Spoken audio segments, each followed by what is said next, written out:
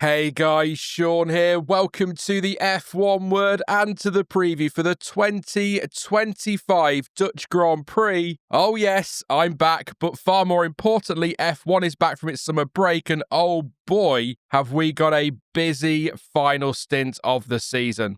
10 races to come between now and the finale on December 7th, and of course, there's the small matter of the Drivers' Championship to decide. So much to look forward to, and it is great to have F1 back, even if it's only been away for a few weeks. But last time out, F1 was in Hungary, where Lando Norris took the win to close the gap to his teammate at the top of the standings to just 9 points. But now it is on to the 4.259 kilometre, 2.64 mile, 14 corner circuit Zandvoort for round 15 of this season already. Now, this is a very tough track to pass on, which means the 2 DRS zones in use will definitely be needed. The first zone runs between turns 10 and 11 with its detection point just before turn 10, and the second zone runs through the banking at the final corner and down the start-finish straight with its detection point just after turn 12. In terms of the best spots to go side by side and maybe get a move done, Turn 1 at the end of that long zone is a decent place, and we do see moves there, to be fair. If a driver can get well alongside, then maybe Turn 11 is a possibility, but that's tight and so perhaps unlikely. And perhaps the banked Turn 3 will throw up some options given the multiple lines that can be taken through there. But again, that won't be easy. But frankly, either way, the cars look great through that corner, don't they?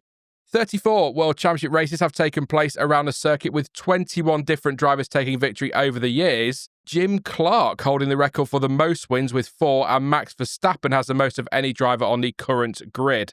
And actually, did you know that the last 6 Dutch Grand Prix have been won by either Red Bull or McLaren? Red Bull winning 3 in a row from 2021 to 2023, courtesy, of course, of Max Verstappen, and McLaren winning in 1984, 85 and 2024 thanks to Alain Prost, Niki Lauda and Lando Norris. So that is 3 for Red Bull, 3 for McLaren and 6 overall. And it just so happens that 3 is the number of dry tyre compounds available across a race weekend, and 6 is the number of dry tyres in the whole Pirelli range. Oh yes, that's right, we're back with a double segue into tyre talk time. The compounds available for this one then are actually a step softer than last year, and so they are the hard C2, the medium C3 and the soft C4. The track is a lot more demanding than perhaps the layout makes it look, thanks largely to the bank corners at 3 and 14, which generate really high vertical and lateral loads on the tyres. So in some ways, it's a little bit surprising the manufacturer has gone softer this year, but as we've seen quite often this season at other tracks, it is all part of trying to create more variety when it comes to strategy, but also, as explained by Pirelli in their preview, specific to Zandvoort, it's about increasing the likelihood of a 2-stop strategy rather than the 1-stopper. That 1-stopper being the winning strategy last season, with Lando Norris starting on the mediums before pitting on lap 28 for a set of hards, which he ran to the end of the race. George Russell, by the way, the first 2-stopper in the final race result as he finished P7, but the majority of drivers pitted just the once in 2024. I've got to say, all of that dry tyre info is well worth bearing in mind, but it may turn out to be completely irrelevant because rain is in the air. At time of recording, which as always is Wednesday afternoon, there is a high risk of rain across all 3 days. Saturday in particular looking very wet, but as always that could all change between me saying this and the weekend. But the latest forecast as of Thursday morning is on screen for you to have a look at now. But whilst you can never be completely sure when it comes to forecasts, I think we're going to see some rain at some point in Zandvoort. Another variable could be the safety car, which given the nature of the track and the close proximity of the walls and the gravel traps could well be a factor. That said, only 2 races have ever featured a full safety car period, 22 and 23. But remember, the safety car wasn't officially introduced until 1993, and the last race at Zandvoort prior to its return was in 1985, so that's not all that surprising a stat. And your schedule for this one is similar to other European races, but some sessions are ever so slightly earlier. That means the weekend's action kicks off with FP1 at 11:30 a.m. BST, and that is followed by FP2 at 3 p.m. later that afternoon. The third and final practice session gets Saturday's F1 action started at 10:30 a.m. with qualifying underway at 2 p.m. And it will be lights out for the race on Sunday at 2 p.m. and once again that is in UK time. And as if that wasn't enough, F1 Academy and Porsche Super Cup are on the support schedule, so lots of racing to look forward to. Now, before I make my usual round of horrifically bad predictions, let's have a run through some news that has been doing the rounds since the race weekend in Hungary and tie up a couple of loose ends that, well, in one case haven't actually been tied up, but more on that in a second.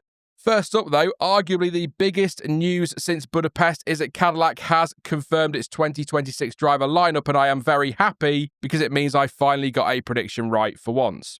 The team has chosen to bag a ton of experience by signing Sergio Perez and Valtteri Bottas to lead Cadillac into its first season in the series. This has been rumoured for a while, so hardly came as a great shock, but it is good to finally get it confirmed. And I do still think that given the fact the team is starting from scratch, getting as much experience on board as possible was the very smart move. I'm not going to run through all the quotes, I'm sure you've seen them, and we will talk more about this in these streams over the weekend, but there is something interesting to go alongside this news that I thought I would raise. As it stands, Bottas will have to serve a grid penalty at the first race of next season, a penalty he was handed following the 2024 race in Abu Dhabi after a collision with Kevin Magnussen. Now, there was some discussion around this as the newly tweaked and updated 2026 rules now include a 12-month timer for grid penalties. However, while some felt that let Bottas off, the rule is for penalties from next season, and an FIA spokesperson told PlanetF1.com that there is no mechanism to retroactively amend the penalty that was applied under the regulations in force at the time, and the regulation was changed to avoid similar situations in the future. Just thought I'd clear that one up. And finally, in this news section is a story about no news. No, I've not lost the plot just yet, although I'm well on the way, but hear me out. When I wrapped things up for the summer break, there was talk of Lewis Hamilton walking away because, people needed things to write about, so why not? And Mercedes were rumoured to be set to confirm their driver lineup for 2026. However, as the sport returns, there has been no official confirmation on who will race for the Silver Arrows next season, and Hamilton hasn't quit Formula One, which anyone with a brain could have told you 3 weeks ago. The Brit stating on social media that, quote, "We have to keep going even when it is difficult." As for Mercedes, no official announcement yet, but Russell and Antonelli are expected to stay. And whilst there are no signs at time of recording that announcement is imminent, you never know, and it may well have already been confirmed by the time this preview goes out, or no, my luck 7 seconds after. Look, it's been quiet on the news front, really. Not a great shock it was a summer break after all, so I'm just tying up loose ends ahead of the final stint of the season. I do usually try to avoid speculation in the news section, so apologies. But there is one other thing on the driver market well worth a mention and worth clearing up. A sensational rumour linking Alex Palou to a Red Bull seat for next season emerged recently in US publication IndyStar, but that has been batted away by Red Bull sources who deny any talks have taken place, and Palou's management told PlanetF1.com, quote, "I have not talked to nor have been contacted by any F1 team about Alex." Right then, enough of all of that, time to make some predictions, and as always, please do not take these too seriously, just a little bit of fun, but if you do disagree with my picks, then you can let me know yours in the comment section down below, and last time, I think you know where I'm going with this one, pretty bad again. Although, I will say, I did get half a point each for Piastri and Norris on the podium, but in the wrong order, and 1 whole point for guessing the number of race finishes correctly. Wow. This week, I think I am going to go all in on McLaren. Whilst there has been a break, not a lot will have or could have happened to change the pecking order, and so they will once again be the team to beat. Okay, yeah, Max Verstappen has excellent form on home soil, and so you can never totally rule him out. But that Red Bull has not been in a great place lately, so I can't see him stopping them if it stays dry. More on that shortly. Mercedes will likely be in the mix for a podium. The cooler temperatures could play into their hands, and hey, depending on which Ferrari team bothers to turn up, they might be in there too. But it's likely Piastri versus Norris for the win, and then Verstappen versus Mercedes versus Ferrari for the final step on the podium. That's been a fun and unpredictable battle this year, hasn't it? Lando Norris went very well here last year. I mean, he won, but his teammate will want to bounce back with a win after narrowly missing out in Budapest. So I will hedge my bets a little bit and go with a Lando Norris pole, but switch to Oscar Piastri for the win. The Aussie leading home another McLaren 1-2. And I'll take a shot at a Charles Leclerc podium with a hatful of hope and next to zero expectation.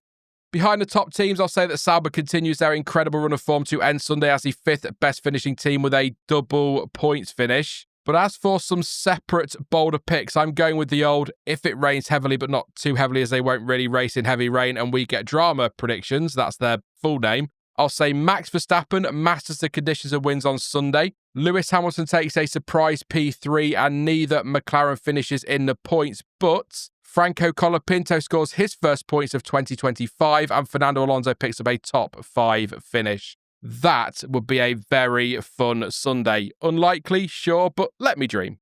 That is it for the Dutch Grand Prix preview then, but don't forget you can let me know your thoughts and your predictions ahead of the weekend in the comments section down below.